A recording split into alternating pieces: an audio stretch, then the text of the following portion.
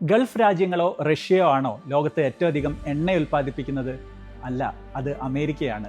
ഭൂമിയിൽ എണ്ണ ഉൽപ്പാദനത്തിന്റെ 15% അമേരിക്കയിലാണ് എന്നതാണ് യാഥാർത്ഥ്യം. സൗദിയും റഷ്യയും 2ഉം 3ഉം സ്ഥാനങ്ങളിലാണ്. ഇനി ഇന്ത്യ എവിടെ നിന്നൊക്കെയാണ് എണ്ണ വാങ്ങുന്നത്?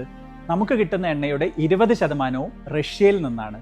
2025 ഇത് 35%.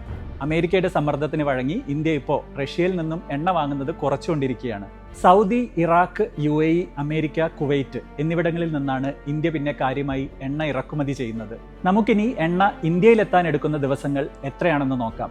അമേരിക്കയിൽ നിന്നും എണ്ണ എത്താൻ 35 മുതൽ 45 ദിവസം വരെ എടുക്കുമ്പോൾ റഷ്യയിൽ നിന്നും 20-25 ദിവസം മതി.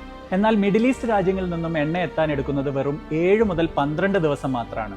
അതുകൊണ്ടാണ് മിഡിൽ ഈസ്റ്റിൽ നിന്നുള്ള എണ്ണയുടെ ഒഴുക്ക് കുറയുമ്പോൾ ഇന്ത്യൻ ഇക്കോണമിക്ക് അത് വലിയ പ്രശ്നം ഉണ്ടാക്കുന്നത്.